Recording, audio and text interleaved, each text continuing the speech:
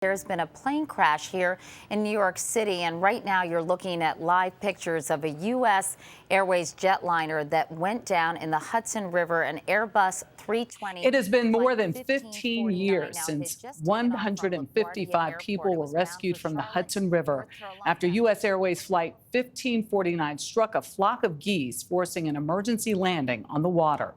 Everyone on board survived, and it was in part, largely, because of the actions of Captain Chesley Sully Sullenberger. Now a newly opened museum named in his honor revisits that day, and Sullenberger walked along with our Nancy Chen through for an exclusive visit. When you stand here today and you look up at this, is it a good feeling? Oh, absolutely. It's actually bigger than I remembered. I haven't seen it for a while. But yeah, it feels good. We heard people say that they heard the sound of an engine explosion and that this appeared to be a controlled landing by the pilot. The fact that it landed relatively flat, I think, is more than just good luck. A decade and a half after he landed Flight 1549 on the Hudson River, Chesley Sullenberger, known to the world as simply Captain Sully, calls this Airbus A320 an old friend. You were sitting right there. Right there, left front seat. The aircraft now on display in Charlotte, North Carolina's Sullenberger Aviation Museum, along with other tokens from that January 2009 journey. You think about how the day started for you that day when you put that uniform on. That day started literally like 10,000 other days. I had never experienced the failure of even a single engine. And at that point in my career, I thought it was unlikely it ever would happen to me. I was wrong. They had just taken off from New York's LaGuardia Airport when they hit a flock of Canada geese.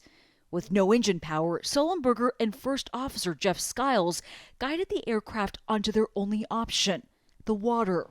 All 155 people on board remarkably made it out alive. It's been 15 years now. Do you still think of it often? Yeah, I get almost daily reminders, good ones, when people recognize me and thank us for what we achieved that day. Has your perception of what happened that day changed as you reflect? Yes, it has, substantially. You know, early on, I had said in interviews that I thought we were doing our jobs. But I think now with the passage of time, it's apparent that we all did our jobs exceedingly well that day, better than probably could have been expected under those circumstances. Deemed the miracle on the Hudson, it was celebrated around the world as a sign of hope. You got any ideas? Actually, no. Hollywood came knocking too. Sullenberger's actions inspired Clint Eastwood's Sully, starring Tom Hanks. Letters from all 7 continents also poured in, many now on display at the museum, carefully collected by Sullenberger's wife, Lori. You read these letters out loud to your children, to your kids as a family. Why did you read those letters out loud? We were really reading them to Sully for him to understand. I hadn't seen any of them at that point. And so we were trying to give him a sense of how the world was receiving the accident. I think it was still haunting him, the whole accident itself. And so that was the other part of reading the letters. He needed to work his way through all of that, and the letters were a really helpful way to do that. For Sullenberger, the miracle also represented 208 seconds of agony and the unbearable hours-long wait for confirmation that everyone survived. You've also talked about dealing with mental health struggles immediately after the incident. Does this museum and donating some of these artifacts provide some sense of closure in that? Oh, absolutely it does. And yeah, we all on the airplane and our families experienced a very stressful event that could have been catastrophic. But with time, I finally achieved the kind of insight I needed to put my mind at rest.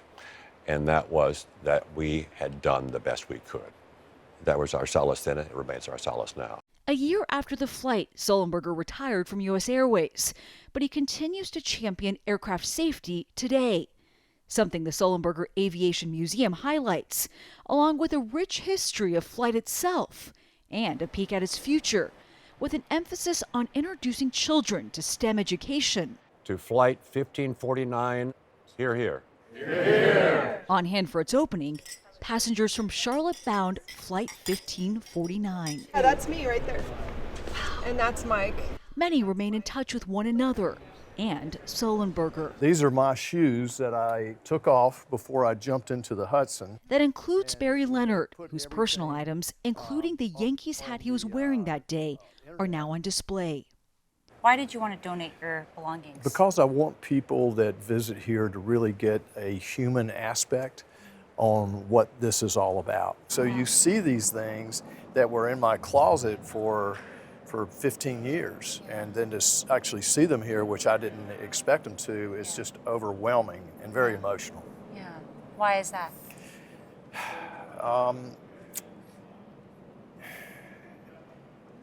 Because we all know that we could have not made it. Yeah. Their reunion, a reminder of the extraordinary experience these 155 people went through together. What do you hope that future generations take away from this space? That we each have obligations to each other as citizens, because it's when we work together we solve big problems, when we share common values, common purpose, and a common humanity. A miracle extending far beyond the Hudson. For CBS Saturday Morning, Nancy Chen, Charlotte, North Carolina. That image of them standing on the wing, just every time you see it, takes your breath away. It's amazing. Remember, he lost both engines. Air traffic control directed him back to runway 13 at LaGuardia. Chesley said, Sully said, unable, Unable, right? and calmly guided the plane into the river. We all need heroes. Amazing.